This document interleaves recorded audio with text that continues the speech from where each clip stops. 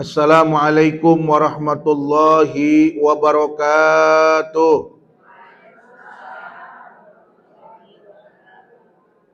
Calon penghuni surga itu harus semangat. Jadi kata Rasulullah, salah satu sifat dalam hadis riwayat Imam Tirmidzi itu, salah satu sifat penghuni surga itu nanti usianya 33 tahun. Jadi kalau ibu masuk ke dalam majelis taklim, berarti ibu ini sedang apa? Mempermudah kembali usia kita. Jadi harus semangat. Makanya di majelis taklim nggak ada nenek-nenek, nggak ada lansia. Yang ada adalah anak muda, usianya 33 tahun. Itu salah satu sifat dari Sayyidina Mu'ad, hadis dari Rasulullah SAW. Assalamualaikum warahmatullahi wabarakatuh.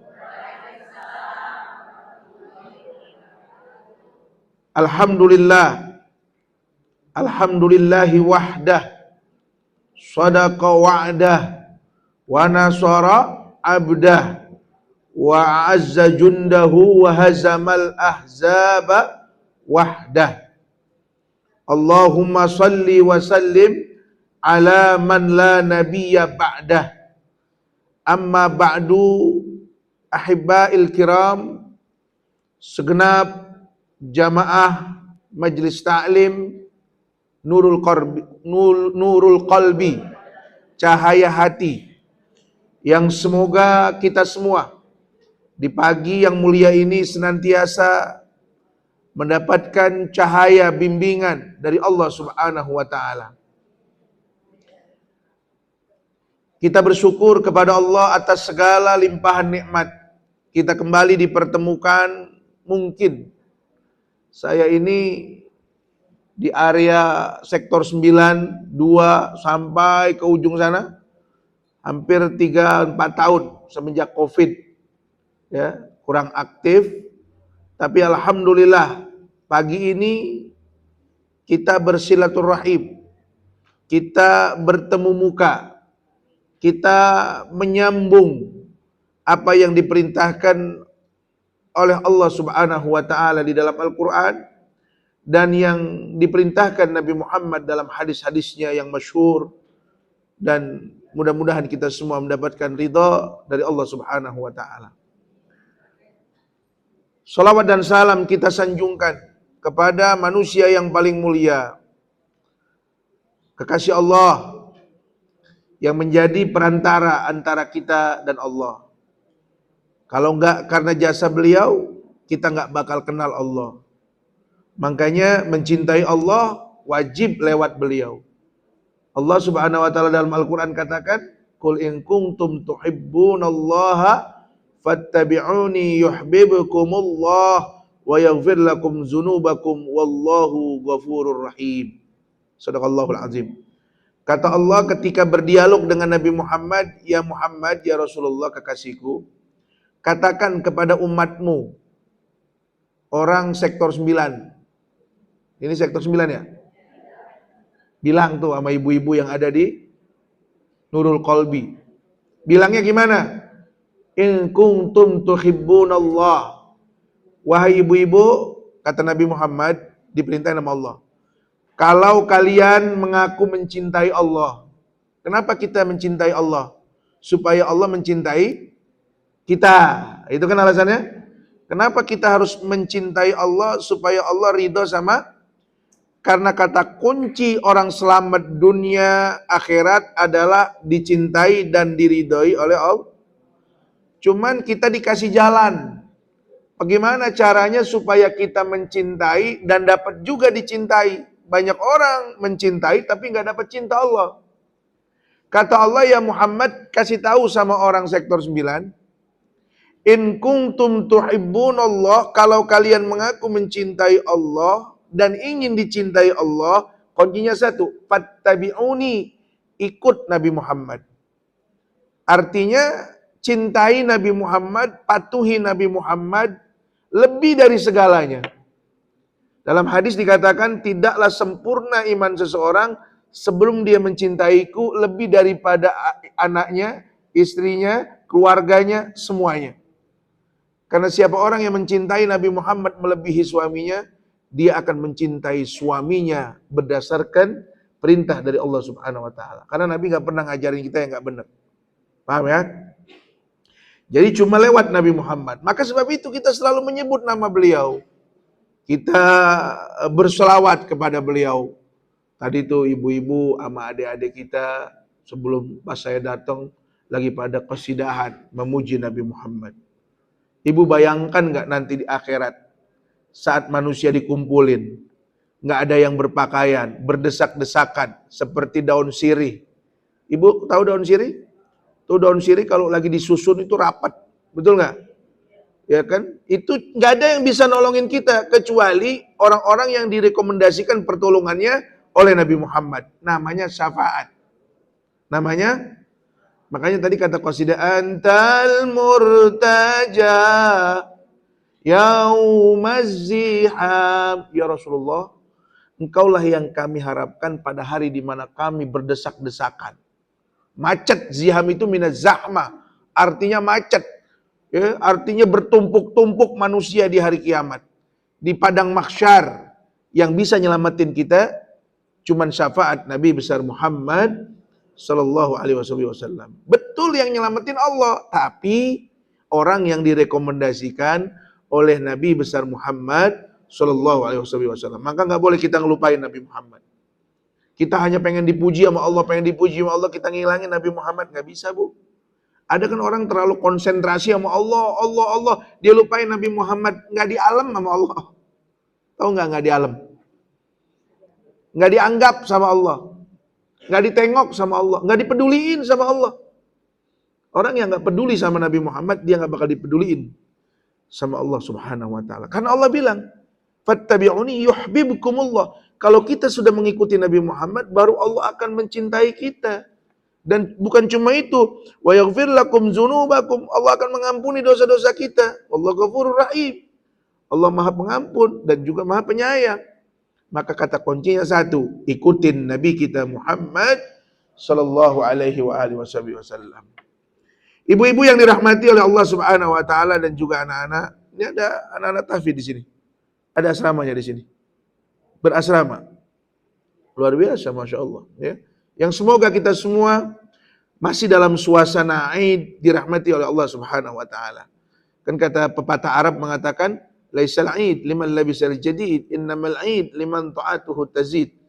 Wa laisal Aid liman tajammala bil fulusi wal markub, walakinnal Aid liman ghufirat lahu dzunub, gitu kan. Lebaran itu bukan cuma satu Syawal, ya. Jadi lebarannya umat Islam itu bukan cuma satu Syawal. Lebaran umat Islam itu liman ta'atuhu tazid, di mana kebaikannya bertambah, yaitu lebaran buat dia. Kalau kemarin fenomena Idul Fitri, ya, lebaran besar-besaran lah kata umat Islam, itu ukurannya, barometernya bukan ya dia punya pakaian baru, dia punya rumah baru, dia punya kendaraan baru, tapi ukurannya adalah taatnya bertambah apa enggak? Ya, tapi takutnya bertambah apa enggak sama Allah Subhanahu wa taala. Ya. Dan orang yang Aid itu, orang yang berhari raya itu ukurannya adalah dosanya udah diampuni nama Allah apa belum. Maka lihat mereka di mana? Jangan di pasar. Ya, lihat mereka di mana? Jangan di tempat hiburan. Lihat kembalikah mereka ke majlis ilmu. Karena Aid minal a'yadil muslimin, min a'yadil muslimin majalisul ilm. Hari rayanya umat Islam itu adalah majlis ilm. Karena kata Nabi apa? Man salaka tariqan yaltamisu fihi ilman sahalallahu lahu bihi tariqan ilal jannah. Kalian tahu enggak siapa mereka yang hampir dipastikan masuk surga? Oh, bahasa kita aja gitu. Hampir dipastikan berarti belum, tapi sudah 95% nih masuk surga. Siapa orang yang kakinya enteng. Tadi ibu datang dari rumah kemari enteng nggak? Bukan yang asam urat, bukan maksudnya begitu, bukan. Enteng itu artinya hatinya itu lapang. Ya, ya kalau berat mah kaki saya juga berat ini sama. Lagi asam urat, kambuh. Ya, habis makan sate semalam pulang ceramah. Bukan itu maksudnya. Man sahalallahu man salakat tariqan. Dia punya keinginan dari hatinya, dari semalam udah niat dari kemarin. Kayak orang mau lebaran, Bu. Bu, orang kalau mau lebaran yang dia ingat pertama apa? Biji ketapang. Udah punya apa belum? Buat nyambut tamu kan? Artinya gini, walaupun waktunya masih lama, tapi dia udah persiapkan. Betul nggak? Ini hari ini kita ngaji, udah dipersiapin dari jauh-jauh hari nggak? Saya dihubungi ada 2 minggu yang lalu. Saya lihat agenda, oke. Pada zuhur saya ada acara lagi di Cipondo, keburu saya bilang. Berarti kan memang panitia sudah menyiapkan. Yang jadi masalah jamaahnya. Ini memang udah ingat dari jauh-jauh hari apa enggak? Wah, saya udah siap Ustadz, saya udah tahu. Hari Rabu tanggal sekian itu ada pengajian halal bihalal. Bagaimana kita mempersiapkan itu semua? Bagaimana kita selalu menghitung hari untuk menanti datangnya hari ini? Man salakat tariqan. Siapa orang yang enteng hatinya, enteng kakinya, datang ke majelis ilmu, Allah pastikan kakinya enteng masuk ke dalam surga. Amin ya rabbal alamin. Cuman itu yang kita paling demenin di majelis taklim. Cuman itu. Karena kenapa? Satu-satunya kegiatan ibadah yang jaminannya surga langsung majelis taklim. Makanya dikatakan ada satu dosa yang belum tentu diampuni dengan sholat 5 waktu, dengan haji ke Baitullah, umrah berkali-kali, sodako segede gunung emas, puasa Ramadan, ada satu dosa itu diampunin dengan duduk sesaat di majelis taklim. Makanya pesan jangan lupa sama majelis taklim. Kenapa? Salah satu hikmah di majelis taklim itu bukan cuma ilmu, ya pasti jelas dapat ilmu. Salah satu hikmah adalah silaturrahim. Apa Bu? Tetangga yang nggak ketemu jadi ketemu di majelis taklim. Bisa jadi kalau ketemu di pasar sama kita masing-masing pada bawaan. Repot, kadang lupa bertegur sapa. Tapi di majelis taklim masuk aja ke pintu, senyum. Betul nggak? Seorang mukmin itu kalau tersenyum dengan mukmin yang lain, ya, seorang mukminah bersenyum dengan mukminah yang lain, setan jerit. Tapi mukminah jangan sama mukmin ya. Ya. Kalau sama mukmin jangan lama-lama, sekedar bertegur sapa aja. Seorang perempuan muslimah bertemu dengan perempuan muslimah yang lain, dia bermusafahah. Itu malaikat kepakkan sayapnya, menyeru, siapa yang mau berdoa pasti akan dijabah sama Allah. Karena kenapa? Setan menjerit, apalagi kalau sampai acara cipika-cipiki. Oh, kok bisa begitu Ustadz? Bukankah tradisi di zaman Nabi nggak ada? Bu, cipika-cipiki itu lebih lebih dalam daripada musafahah. Betul nggak? Ini saya kasih tahu. Islam tidak sesempit yang ada di pikiran kita atau sebagian orang-orang yang disebut alim di agama kita, yang dibilang di zaman Nabi kagak ada mah jangan dikerjain. Ya di zaman Nabi nggak ada cipika-cipiki. Siti Aisyah nggak pernah cipika-cipiki sama Siti Fatimah. Kenapa kita cipika-cipiki? Bu, cipika-cipika itu lebih dalam maknanya daripada musafahah. Paham nggak?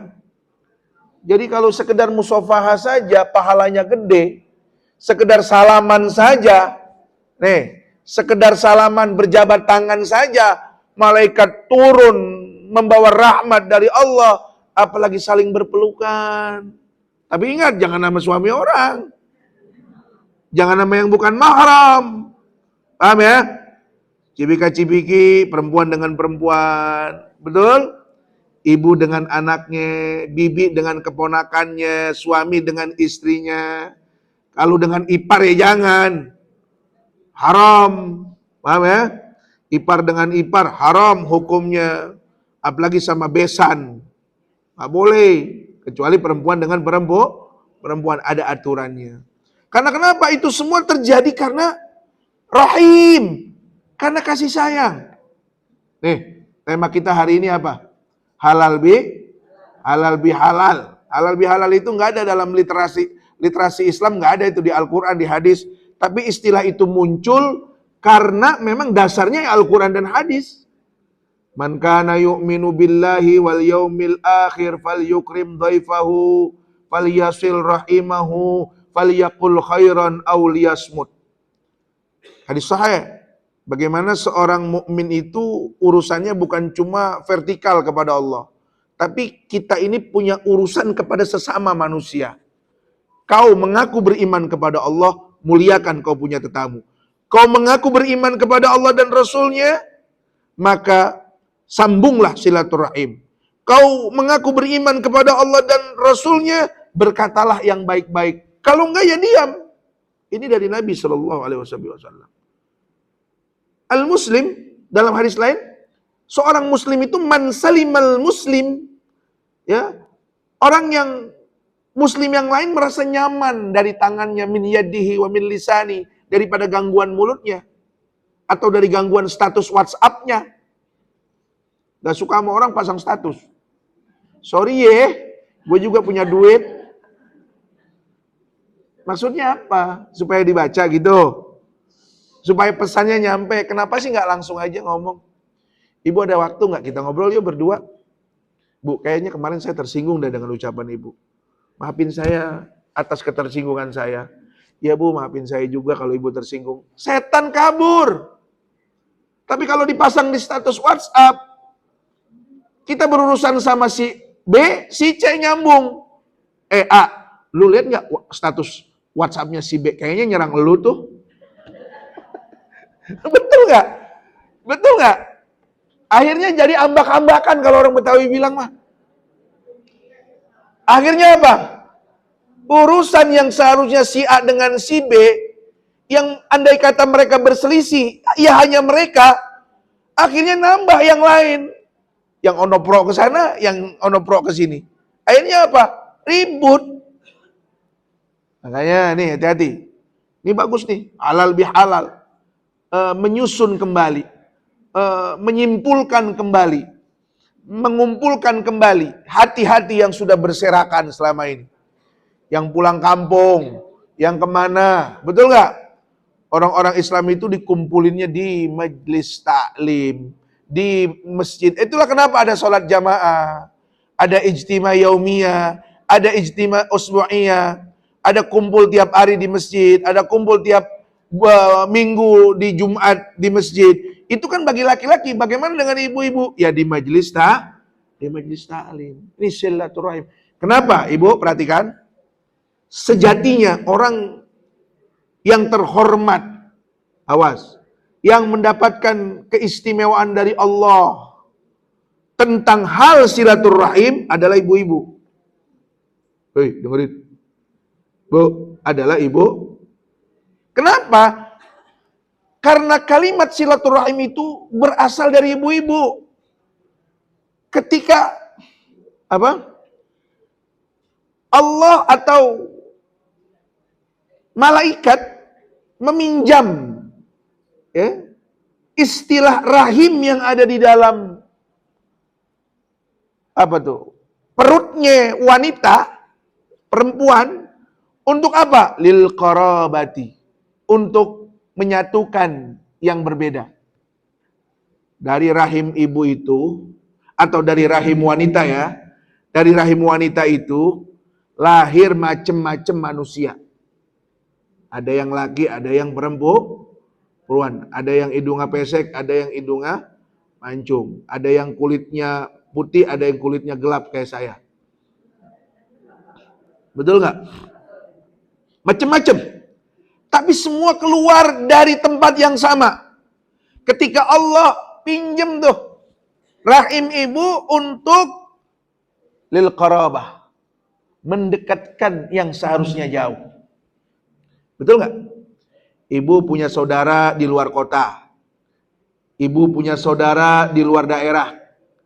Betul nggak? Tapi alhamdulillah setiap hari berkumpul di grup WhatsApp keluarga. Ketahuilah, karena ibu bersumber dari rahim yang sama. Paham? Dan kita walaupun punya orang tua yang berbeda saat ini, ketika kita dilahirkan, tapi kita pernah kumpul di rahim yang sama. Rahim siapa? Hawa alaihas salatu wassalam. Kita pernah berkumpul di rahimnya Siti Hawa. Itulah kenapa masalah kasih sayang ini mengambil istilah rahim. Rahim itu kan milik perempuan sebenarnya. Silaturrahim itu menyambung. Menyambung, kalau kata kita, kalau bahasa sekarang kita reunian. Kita kudu ingat dulu bahwa kita pernah ngumpul di tempat yang sama, yakni rahim. Maka itulah disebut silaturrahim. Jadi sekali lagi, agama memberikan posisi yang sangat terhormat bagi kaum perempuan ketika istilah silaturrahim itu diambil dari salah satu tempat yang hanya dimiliki oleh kaum perempuan. Terhormat ya, silaturrahim. Menyatukan yang jauh, menyatukan yang terpisah, menyatukan yang berbeda. Itu adalah istimewanya perempuan. Maka sekali lagi, benar apa yang dikatakan oleh Nabi SAW, al-mar'atu imadul bilad, idza saluhat saluhatul bilad, wa idza fasadat fasadatul bilad. Kalian tahu nggak tiangnya negara itu apa? Perempuan, kaum ibu. Kalau perempuannya bagus, negara itu akan bagus. Kalau perempuannya rusak, negara itu akan rusak. Karena perempuanlah yang punya kehormatan. Istilah akraba atau istilah kerabat di dalam dunia Islam maupun agama yang lain, kerabat itu muncul karena dari rahimnya perempuan. Amin ya? Nah, jamaah sekalian yang dirahmati oleh Allah Subhanahu wa taala, kita punya tugas. Kita punya kewajiban. Kita diperintahkan untuk merawat itu semua. Kita diperintahkan untuk menjaga ikatan itu semua. Muslim satu dengan muslim yang lain, bersaudara enggak? Bersaudara. Bersaudara seagama. Perhatikan. Manusia satu dengan manusia yang lain, bersaudara bukan? Bersaudara atas nama manusia. Agama kita boleh beda, tapi silaturrahim tetap harus dijaga. Zaman Nabi, siapa yang berani ganggu orang Yahudi yang ada di Madinah? Nabi bilang, siapa yang ganggu mereka, sama aja kalian mengganggu saya. Pasang badan Rasulullah. Jadi dalam hal silaturahim ini, lintas agama. Paham ya? Lintas suku, lintas bahasa. Silaturahim ini pentingnya. Ya. Pentingnya, jadi silaturahim bukan cuma punya umat Islam doang. Kita rajut silaturahim kepada siapa aja yang ada di lingkungan kita. Saya ini punya pesantren nempel sama orang beragama Nasrani. Bahkan orang Nasrani itu ya tanahnya ada dikepung sama tanah pesantren. Tinggal rumah dia doang. Dia jalan pun keluar masuk di tanah pesantren. Dia buang air kotor, got segala macam di gotnya pesantren. Tidak ada masalah. Kalau dia pengen ngerujak, ada manggah punya pesantren, petik. Kadang-kadang kita ngobrol bercanda-bercanda, ya santai aja, nggak ada masalah kok. Ya, kita berlebaran, ya kan? Dia mengucapkan lebaran, dia Natal, ya dia tahulah kode etiknya saya, ya nyengir-nyengir aja, ya kan? Tapi kita saling menghargai atas nama manusia atas nama persaudaraan sesama manusia. Ini penting. Seagama, nah kita apalagi? Jangan sama orang lain mah baiknya kayak apaan tahu, sama saudara sendiri kagak peduli. Nah ini Allah dalam Al-Quran ya perintahkan. Dan ayat ini diulang-ulang oleh khotib Jumat setiap Jumat khutbah kedua surat An-Nahl ayat berapa tuh 90. Innallaha ya'muru bil adli wal ihsan wa ita'i dzil qurba wa yanha 'anil fakhsya'i wal munkari wal baghi ya'idukum la'allakum tadzakkarun. Gitu, Bu. Kalau ibu dengar nih sayup-sayup sholat Jumat tuh khotib biasanya khutbah keduanya bacanya ayat ini. Sesungguhnya Allah memerintahkan kepada kalian bil adl. Pertama perintah Allah berbuat adil. Ya. Kemudian wal ihsan. Yang kedua berbuat baik. Ihsan itu di atas ma'ruf. Ketiga wa ita'idzil qurba. Ibnu Katsir dalam tafsirnya mengatakan ita'idzil qurba ini maknanya sambunglah silaturahim. Makanya dalam ayat Al-Qur'an wa idza qudiyatis shalat dalam surah Al-Jumu'ah wa idza qudiyatis shalatu fantashiru. Kalau selesai salat Jumat nyebar lagi. Yang dagang balik lagi ke dagangannya. Yang ngojek balik lagi ke pangkalan ojeknya. Yang petani balik lagi ke pertaniannya.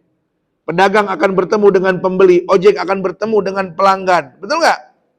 Artinya apa? Silaturahim datangi lagi. Ini jangan sampai salah persepsi. Kadang itu kita nggak peduli dengan hal-hal yang seperti ini.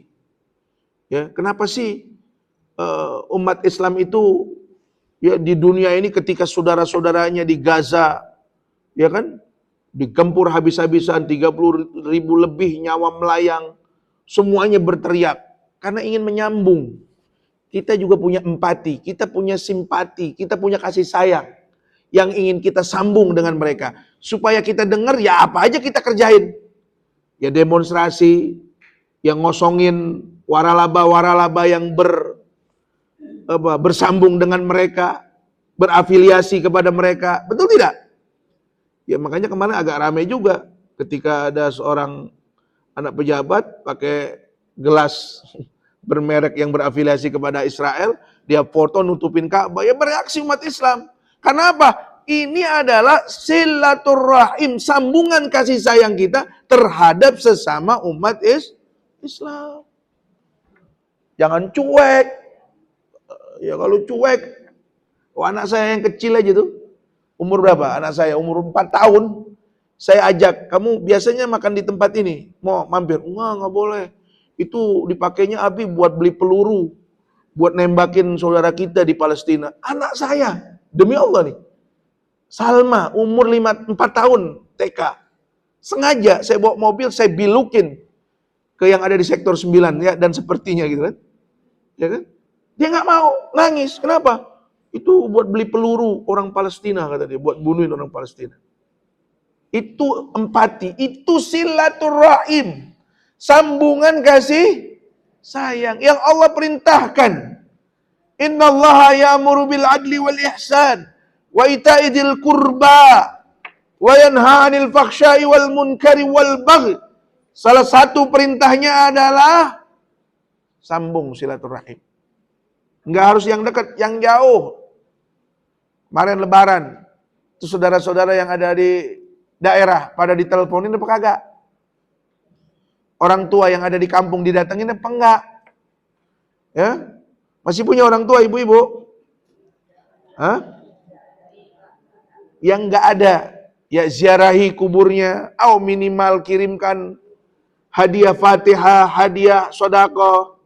Jangan lupakan mereka.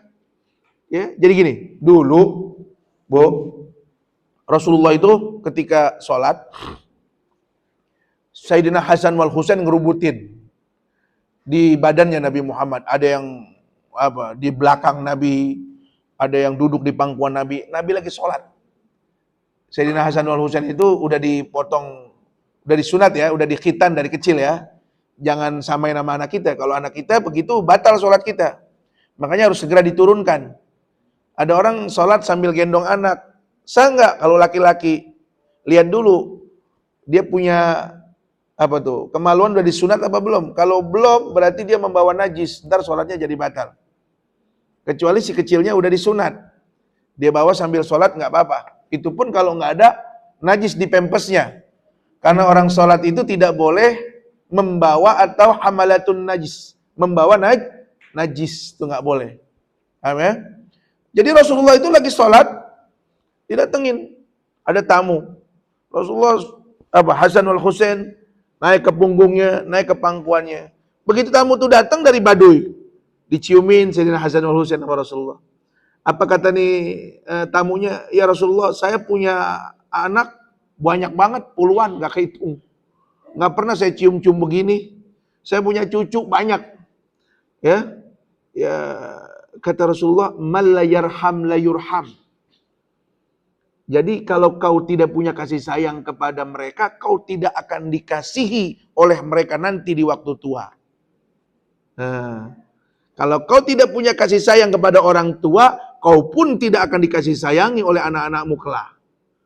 Nah, makanya kita kalau pengen anak kita patuh, pengen anak kita saleh, pengen anak kita taat, pengen anak kita benar, jangan terlalu sibuk ngurusin anak. Konsentrasi kita kadang-kadang lupa, kita lupa sama orang tua kita. Paham ya? Jadi sebenarnya itu kasih sayang sama. Ini anak bandel banget diajarinnya kok ngelawan mulu. Ada yang salah hubungan kita dengan orang tua kita. Paham Bu? Ustaz, orang tua saya udah meninggal. Sambung silaturahim dengan orang-orang yang dulu bersambung silaturahimnya kepada orang tua kita. Paham Bu? Orang tua kita udah meninggal, nyambungnya bagaimana? Kata Rasulullah, sambung silaturahim yang dimana dulu orang tua kita bersilaturahim dengan mereka. Karena man la yarham la yurham. Kita kalau nggak punya kasih sayang, nggak nyambung silaturahim kepada mereka, yang bawah pun nggak mau bersilaturahim sama kita. Ini kadang-kadang orang tua, nih di sini nih, kita nih salah nih. Didik anak terlalu keras sama anak, terlalu mikirin anak, padahal makannya halal nih bocah. Dari kecil gue udah suruh belajar baca Quran, segala macem. Iya betul, sayang sama anak mah luar biasa. Tapi sama orang tuanya, ibu ini ngelawan dulunya. Sama mertua berantem mulu. Nah ini. Karena itu namanya hukum korma. Hah? Apa? Ya. Jadi, man la yarham la yurham. Silaturahim ya. Dan alhamdulillah hari ini perintah Allah itu kita kerjain. Hari ini perintah Allah itu kita amalin.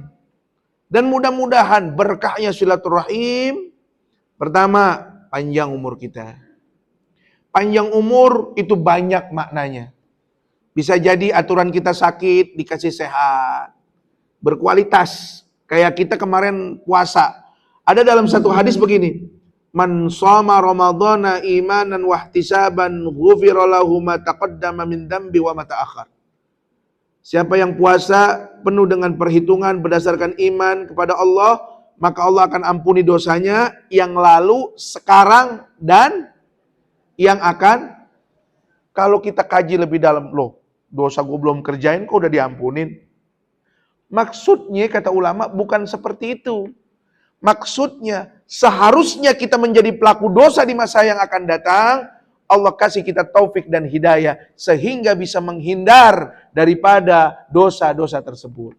Itu namanya wa ma ta'akhkhar. Tafsiran hadis wa ma ta'akhkhar min dzambi. Dia akan diampuni dosanya di masa yang akan datang. Maksudnya dijaga dirinya daripada perbuatan-perbuatan dosa. Paham ya?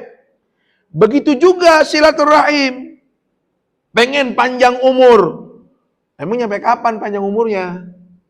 Bukan seperti itu maksudnya. Ada dalam sebuah hadis Nabi SAW, ketika Nabi katakan, man ahabba ayyubsata lahu fi rizkih, wa ayyunsa'alahu fi umurih, ya, fi atharih, falyasil rahimahu. Siapa orang yang pingin rizkinya dihamparkan oleh Allah. Oh, masuk akal ini mah. Siapa orang yang ingin umurnya dikasih panjang, berkualitas oleh Allah. Falyasil rahimahu. Sambung silaturahim. Jadi buah dari silaturahim itu minimal 2 kata Allah. Ini Rasulullah yang bilang. Yang pertama, rizkinya luas. Orang jangan konotasikan itu kalau rajin silaturahim pasti jadi orang kaya. Bukan. Maksudnya rizkinya luas itu apa? Tergantung apa yang ia hadapi. Betul nggak? Ada, Bu, di zaman Nabi. Nah, dengerin nih. Di zaman Nabi namanya Abu Umamah. Abu Umamah ini orang yang sedang dikejar-kejar pinjol. Zaman dulu udah ada pinjaman online. Ya, dikejar-kejar debt collector. Apa, Bu? Debt collector. Kemana dia larinya? Ke masjid. Dengan harapan bertemu Nabi. Dengan harapan bertemu jamaah sholat. Silatur rahim. Bu, tapi ini orang selesai sholat nggak pulang ke rumah. Dari zuhur, asar, maghrib, nggak keluar-keluar dari masjid. Rasulullah nanya, ya Aba Umamah, ente ini selesai sholat kok nggak kembali ke urusan ente dalam hal usaha dan lain sebagainya? Ya Rasulullah, saya lagi ketakutan. Mengapa?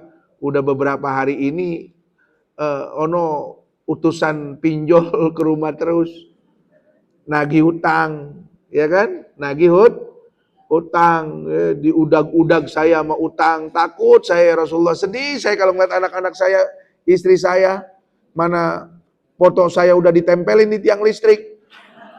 Ya, ibu kan bener kan sekarang gitu kan? Hah? Sekarang gitu loh, Bu. Itu pinjol-pinjol yang cara nagihnya, saya baru tahu. Saya pernah malam-malam dapat SMS. Teman Anda nama si Fulan berhutang sekian 10 juta. Loh, ini kok nyasar kemari-mari? Saya jawab, kok maksudnya apa? Teman saya HP-nya bukan ini kan. Nggak lama saya WA dia, kamu emang punya hutang? Ini kok ada orang nagih ke handphone saya, nyebar-nyebar kamu punya hutang. Ya Ustadz, saya kejebak pinjol. Astagfirullahaladzim. Oh begini cara mainnya. Ini bukan cuma Ustadz doang, seluruh yang ada di nomor kontak saya dikirimi SMS. Alamak, hancur kau punya martabat. Betul nggak? Terus gimana solusinya? Malu saya Ustadz, anak istri semuanya, aduh sedih Ustadz. Malam itu saya transfer langsung ke dia. Ya udah kalau gitu sementara saya tutupi. Hampir sekitar 12 juta. Ya segitu masih ada lah. Ya ada kali udah 2 tahun gak diganti-ganti. Udah biarin dah. Ya mungkin dia lagi susah kali sampai sekarang ya. Masya Allah. Dan sekarang ada cara baru lagi. Ditempelin di tiang listrik. Foto kita. Punya hutang, belum dibayar. Bla bla bla bla. Itu pinjol kejamnya. Bunganya di luar nalar. Tetangga saya minjam cuma 100 juta. Jadi 900 juta. Allah karim. Bu. Ini Abu Umamah, kita kembali lagi ke cerita Nabi. Boleh minum kagak?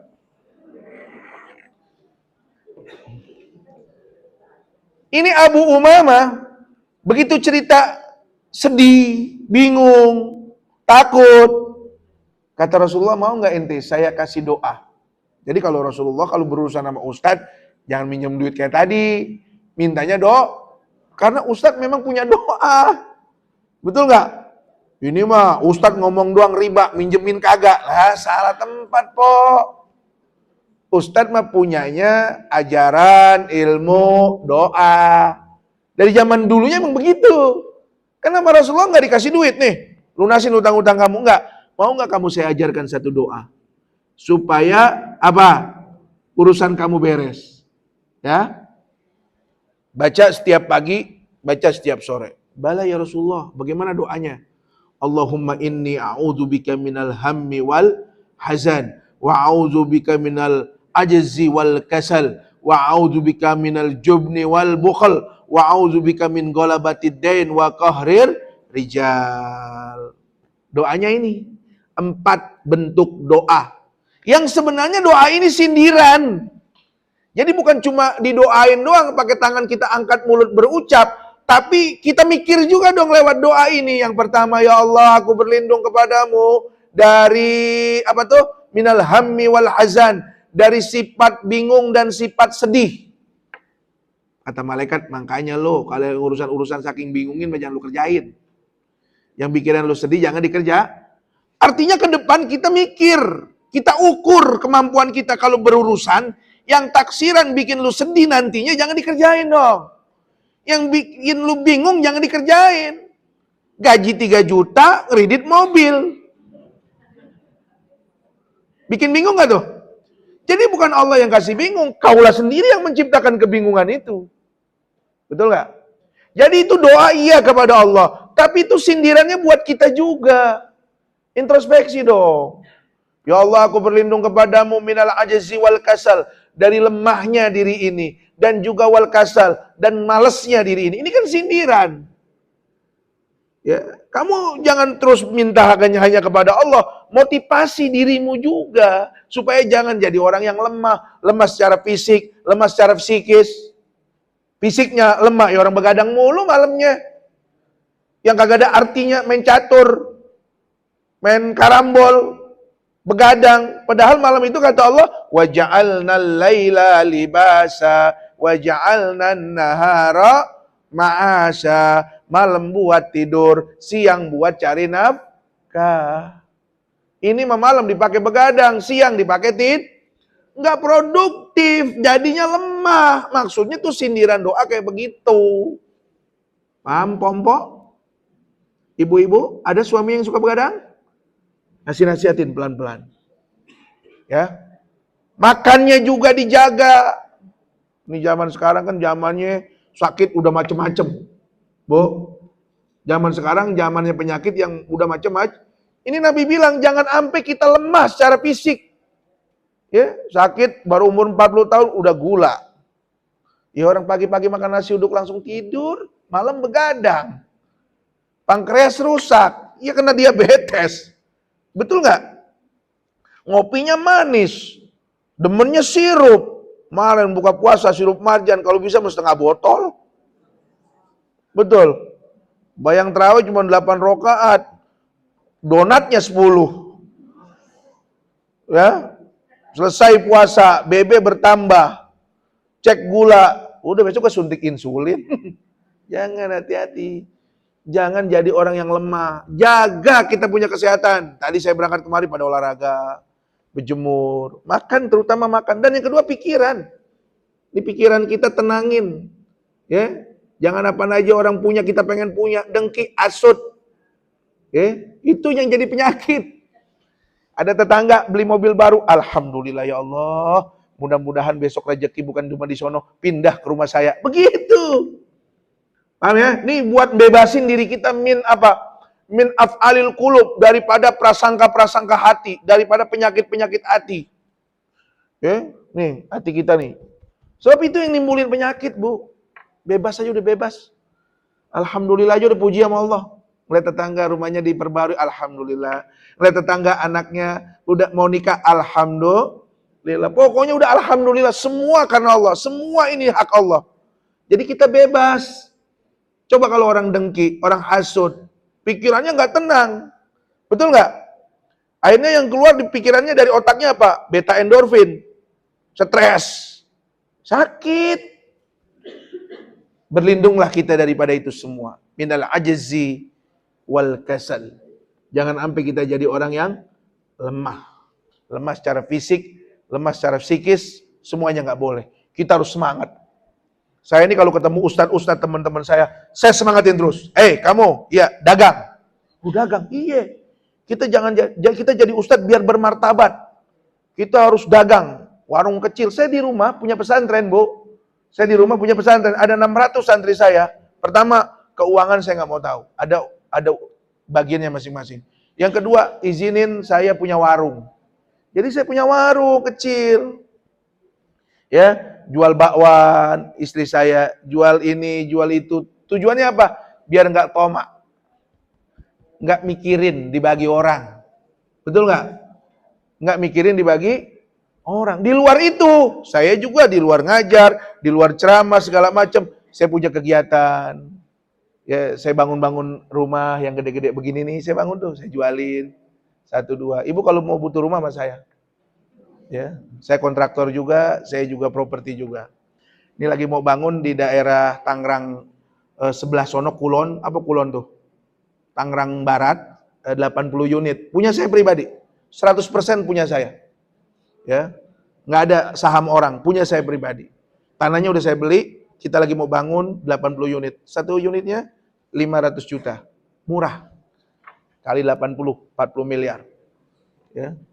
Jadi kita harus kuat. Karena kenapa? Kalau kita nggak kuat, kita jadi lemah.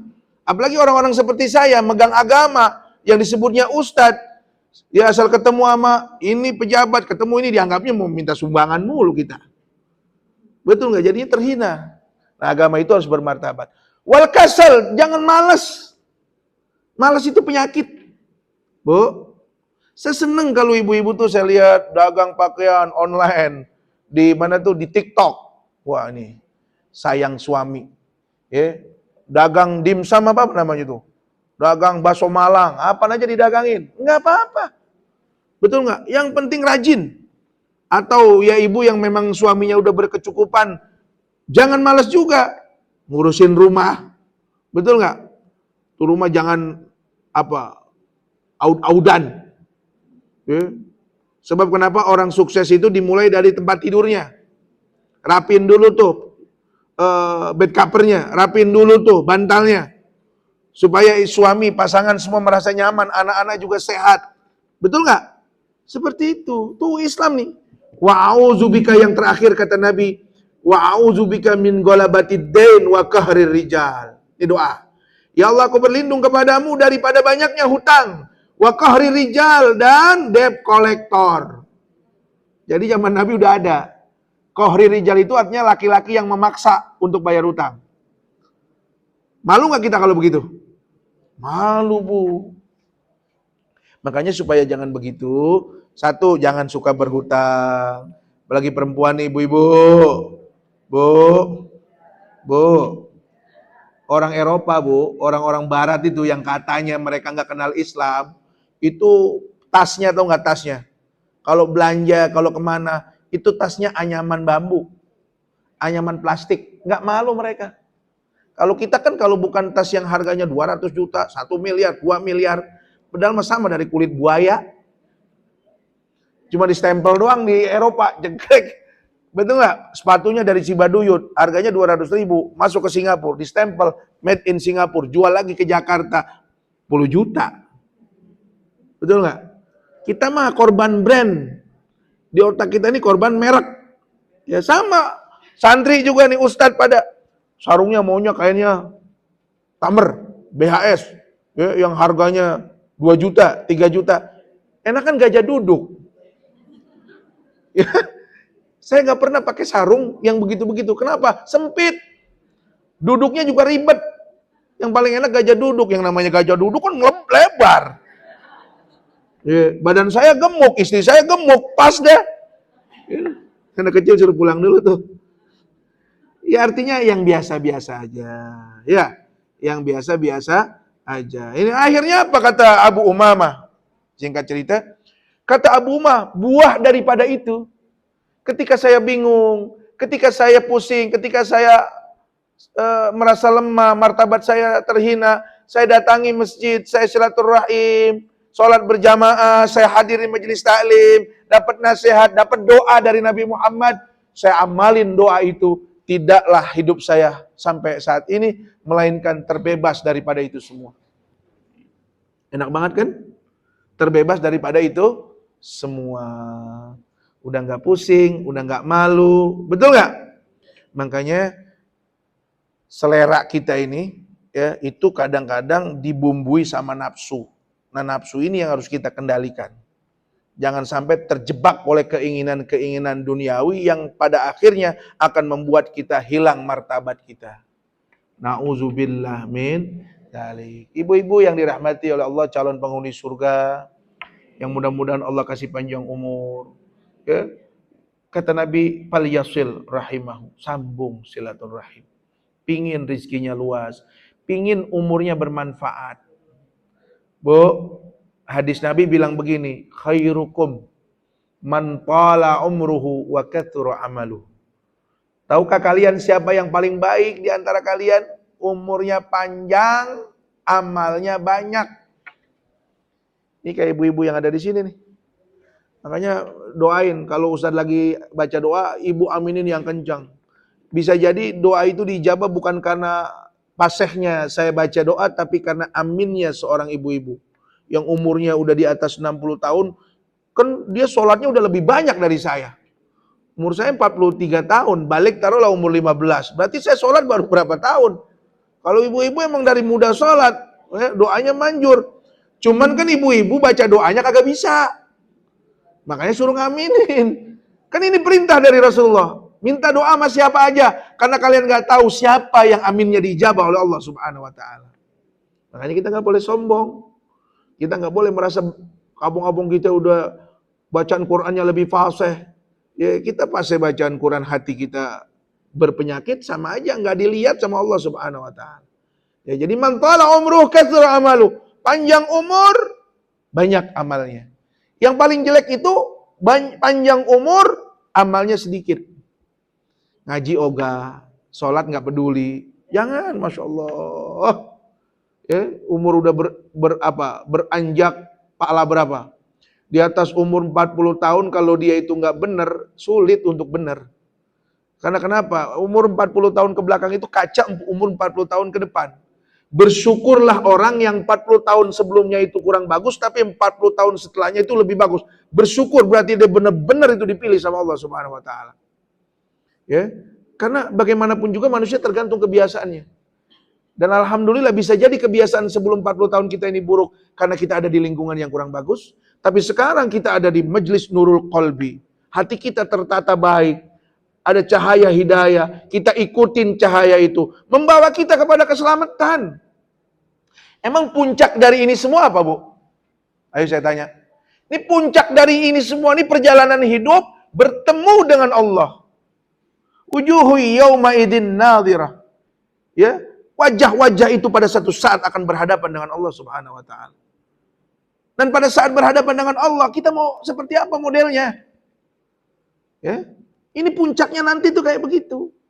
Wujuhu yawma idin khasi'ah, amilatun nasibah, tasla naran hamiyah, tusqa min ainin aniyah, laisa lahum ta'amun illa min dhari', la yuthminu wa la yughni min ju'.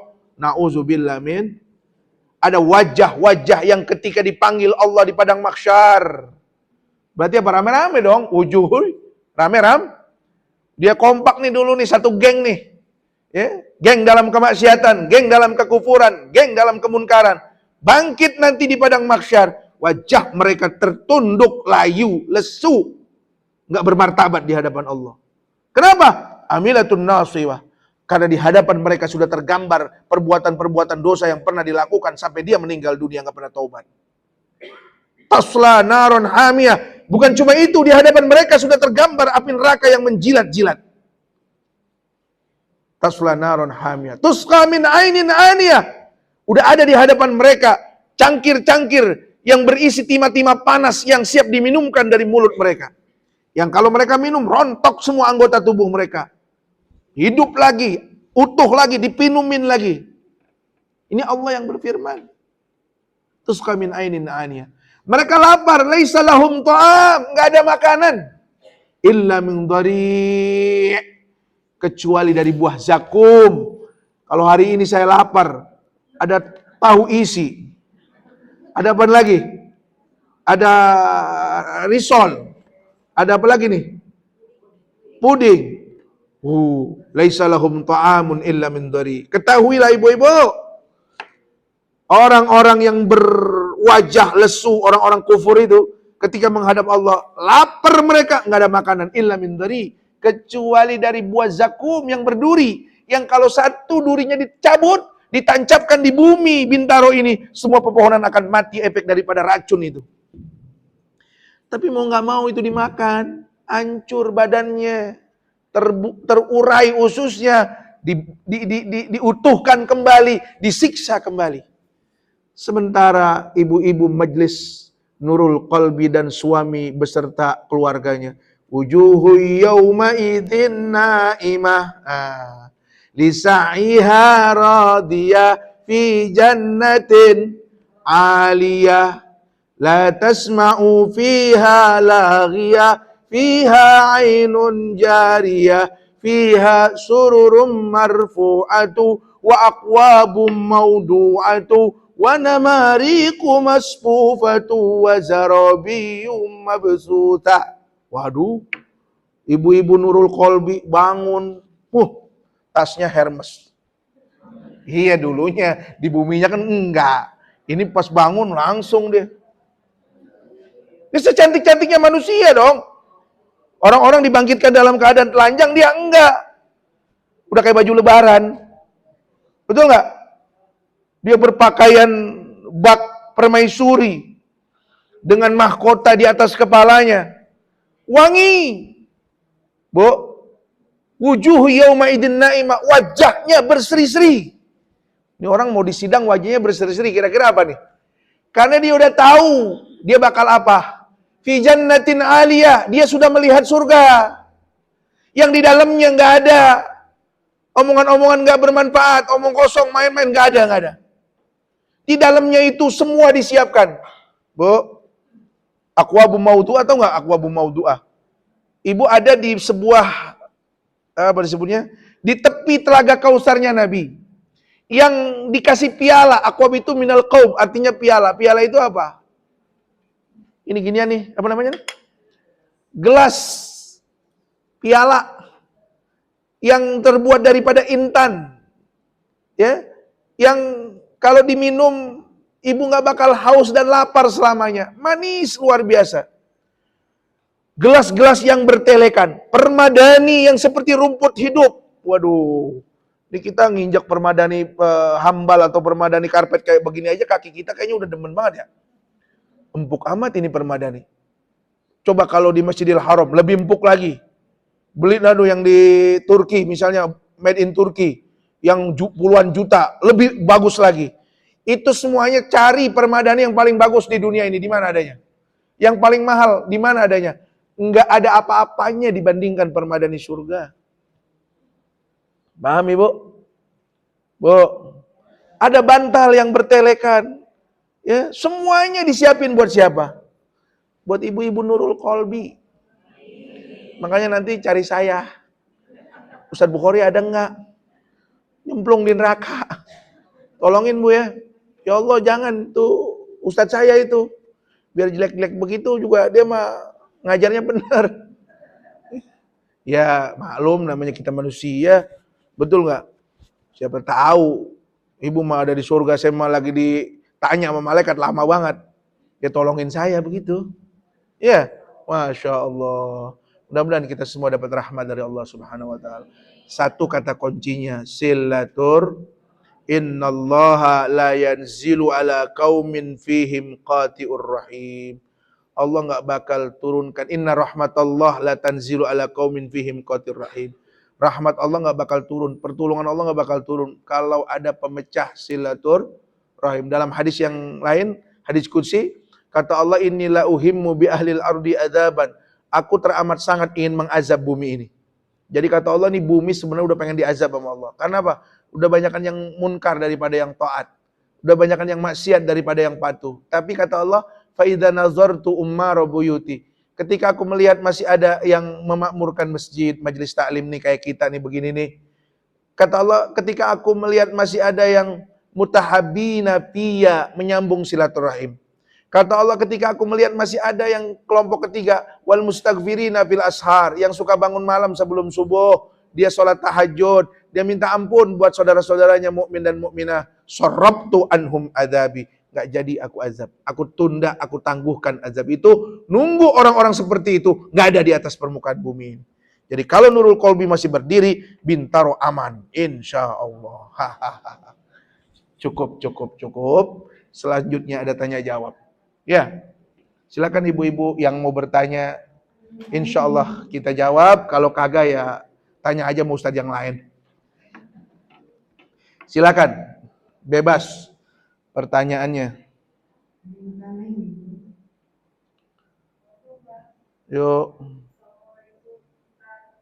Waalaikumsalam warahmatullahi wabarakatuh. Apa bedanya silaturrahim dengan silaturrahmi? Gitu ya. Orang Indonesia itu sering nyebutnya silaturrahmi.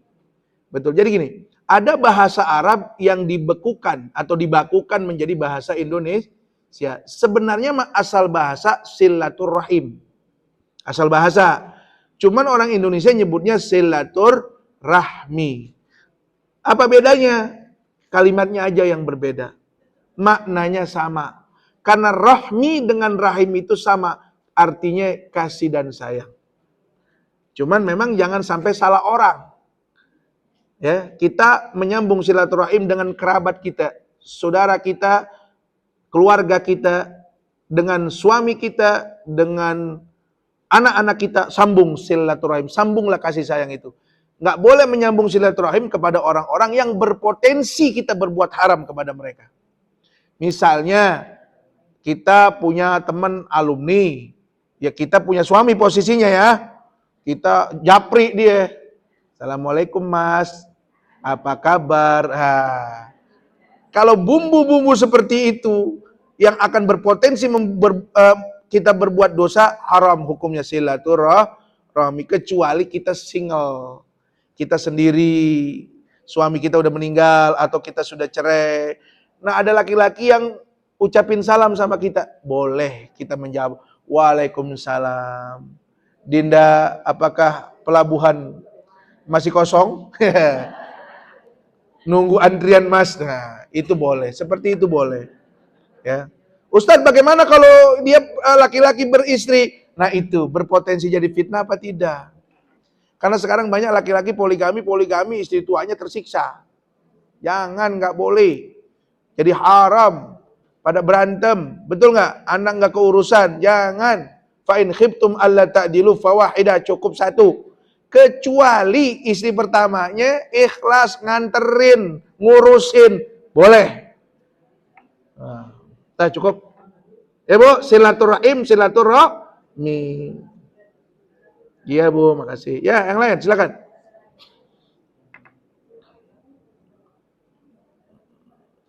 Ayo. Nih Ibu Haji. Ya, silakan Bu Haji. Waalaikumsalam.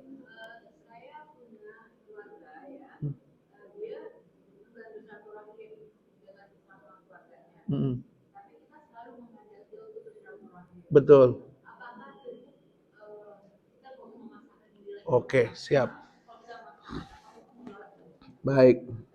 Oke. Makasih Ibu, pertanyaan yang bagus. Silaturahim itu adalah menyambung kasih sayang. Ada macam-macam tingkatannya. Kalau kita yang sudah terbiasa menyambung kepada orang yang tersambung, itu biasa. Yang luar biasa itu menyambung kepada orang yang tidak tersambung atau terkesan memutuskan sambungan itu. Bu? Maka ada perintah dari Nabi, sil man qata'aka. Sambunglah silaturahim terhadap orang yang memutuskan silaturahim kepadamu. Tadi ayat adik kita baca, Bu.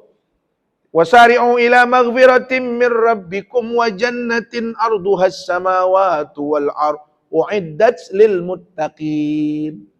Bersegeralah kalian menuju ampunan Allah. Sejatinya orang yang menuju ampunan Allah, dia menuju surganya Allah.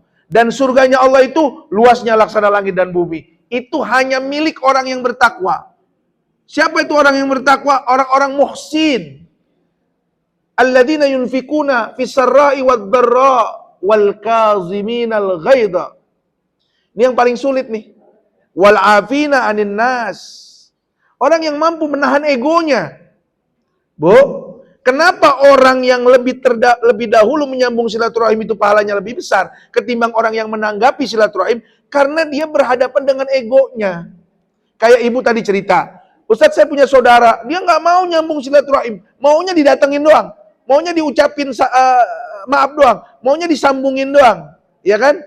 Justru pahala yang paling besar itu buat orang seperti ibu dan saudara-saudara yang mau tetap merawat silaturahim itu walaupun terhadap orang yang memang terkesan udah nggak mau bersilaturahim. Ada batasannya Ustadz? Nggak ada. Karena Al-Quran bilang, wal qaziminal ghaid.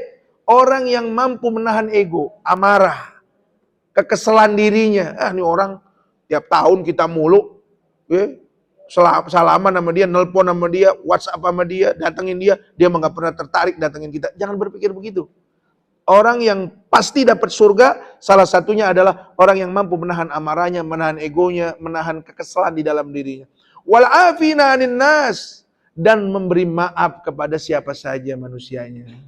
Jadi ibu justru berhadapan dengan saudara model begitu sebenarnya peluang emas buat ibu. Pahalanya lebih gede daripada yang lain. Lanjutkan. Terus sampai kapan? Sampai dia mau dalam keadaan normal saling silaturahim. Ya Bu ya. Jadi jangan kapok, jangan lemah, terus silaturahim.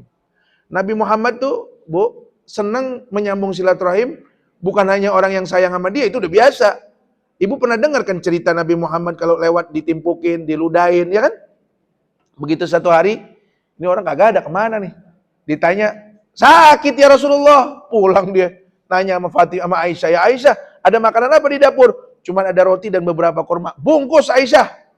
Ntar kita makan bagaimana? Udah gampang. Mau kemana? Mau nengok orang sakit. Nyambung silaturahim. Lah emang siapa yang sakit ya Rasulullah? Itu yang tiap hari ngeludahin saya. Kalau kita, orang yang zalim sama kita, tiap hari kita lewat, diludahin. Tiap hari kita lewat, ditimpukin. Tiba-tiba dia sakit. Kita dengar laporan dari teman kita. Udah dengar nggak? Orang yang selama ini zalim sakit. Apa jawab kita? Walat. Walat. Jamaah Majelis Nurul Qalbi dilawan. Yang kalau doa sambil nangis. Makanya jangan macam-macam sama jamaah pengajian Nurul Qalbi mah tuh. Ya, dia iri sama kita, dia jahat sama kita, sakit dah. Tuh kalau kita kayak begitu. Kalau Rasulullah enggak, dia datengin, tok tok tok. Assalamualaikum. Siapa ini? Siapa? Muhammad. Muhammad mana? Ya Muhammad. Rasulullah begitu dibuka, ya Muhammad. Saya lagi enggak berdaya. Kalau kamu mau balas dendam, ya udah balas dah, enggak apa-apa. Enggak, saya mau nengok ente. Nih ada makanan enggak banyak. Ya. Apa tahabu. Salinglah memberi hadiah, maka akan bertumbuh cinta. Nah, ini ada istilah tahabu. Kalian kalau ketemu atau nyambung silaturahim tuh bawa hadiah. Kalau orang Betawi bilang bawa teng-tengan. Ibu kenal nggak teng-teng? Teng-teng nasi yang udah nggak kepake, dijemur, dikeringin, campurin gula, diaduk-aduk, itu jadinya kue teng-teng. Teng-teng. Itu biasa orang lebaran bawa teng-teng. Ya. Jadi teng-tengan namanya. Jadi kata pepatah Arab, tahabu. Bawa hadiah, saling memberi hadiah, maka akan ada saling mencintai. Dibawa tuh sama Rasulullah. Akhirnya apa? Nggak ada orang kayak begini. Masuk Islam gara-gara disambungin silaturahim. Udah akalnya udah mentok. Orang tiap hari saya timpukin, saya ludahin, saya timpa pakai kotoran onta. Begitu saya sakit, ponakan saya aja belum pada datang. Teman-teman geng saya aja belum pada nengok, lah dia udah nengok duluan. Ini pasti udah Rasulullah beriman, dia masuk Islam. Jadi itu pahalanya besar sekali. Ya, oke. Thank you, syukran. Jazakumullah ahsanal jaza. Siapa lagi? Cukup? Hah? Sekali lagi? Ibu, silakan. Monggo. Ibu yang di bangku kali itu, yang di kursi. Cukup, ada pertanyaan. Oke.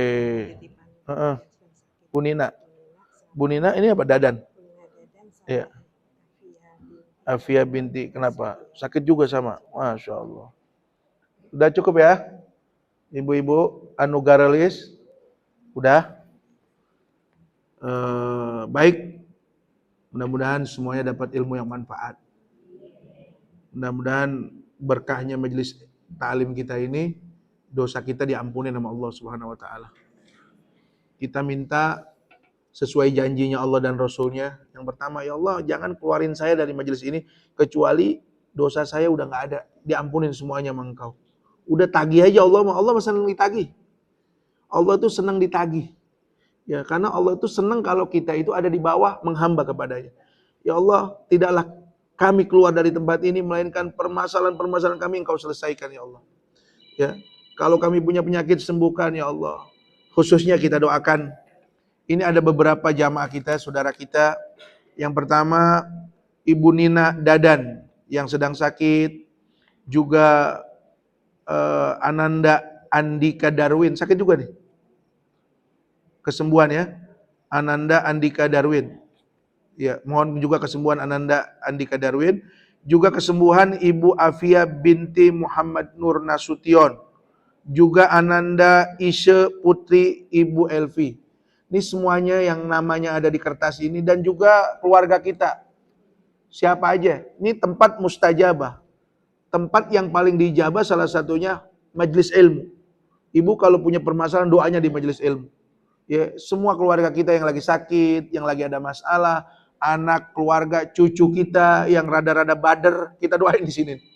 Mudah-mudahan dia jadi anak yang penurut, menjadi anak yang saleh wassalihah. Suami kita yang sedang bekerja, mudah-mudahan Allah kasih keselamatan. Kalau yang sedang bermasalah, Allah selesaikan permasalahannya. Juga tetangga-tetangga kita semuanya, negeri kita ini, bangsa kita ini, yang barusan sedang habis pilpres, yang udah pada berantem kemarin tetangga sama tetangga. Ya mudah-mudahan disatukan kembali dalam persaudaraan. Amin ala hadihin niyah wa ala kulli niyatin salihah wa ila hadratin nabi al-mustafa al-murtada al-fatihah. A'udzu billahi minasy syaithanir rajim. Bismillahirrahmanirrahim. Alhamdulillahi rabbil alamin. Ar-rahmanir rahim. Maliki yaumiddin. Iyyaka na'budu wa iyyaka nasta'in. Ihdinas siratal mustaqim. Siratal ladzina an'amta 'alaihim ghairil maghdubi 'alaihim waladdallin. Amin. Astaghfirullahaladzim. Allahumma salli wa sallim ala sayyidina Muhammadin fil awwalin wal akhirin wa radiyallahu tabaraka wa ta'ala an kulli sahabati Rasulillahi ajmain. Alhamdulillahi rabbil alamin. Hamdan na'imin, hamdan syakirin, hamdan yuafi ni'amahu wa yukafi'u mazida. Ya Rabbana lakal hamdu wa lakal syukru kama yanbaghi li jalalikal karim wa li 'azimi sultanik. Allahumma ighfir lana sunubana wa liwalidina wa limasyayikhina wa limuallimina wa zawil huquqi alaina wa liman ajra hadzal khair bi hadhihi sa'ah. Allahumma arzuqna fahman nabiyyin wa ilhamal malaikatil muqarrabin bi rahmatika ya arhamar rahimin. Allahumma barik lana fi auladina wa amwalina wa ulumina wa fi kulli syai'in a'taitana. Allahumma jammilna fis siha wal afiyah wa haqiqna bid taqwa wal istiqamah wa aidna min mujibatin nadama fil hal wal mal innaka ala kulli syai'in qadir. Rabbana la tuzigh qulubana ba'da idh hadaitana wa hab lana min ladunka rahmah innaka antal wahhab. Rabbana zalamna anfusana wa illam taghfir lana wa tarhamna lanakunanna minal khasirin. Rabbana atina fid dunya hasanah wa fil akhirati hasanatan wa qina adzabannar. Bi fadli subhana rabbika rabbil izzati amma yasifun wa salamun alal mursalin walhamdulillahi rabbil alamin. Qabul insyaallah. Mudah-mudahan pada sehat ya. Yang pada sakit nih juga yang minta doa biar disembuhin semuanya. Kiranya sekian dari saya. Wallahul muwafiq ila aqwamit thoriq. Wassalamualaikum warahmatullahi wabarakatuh.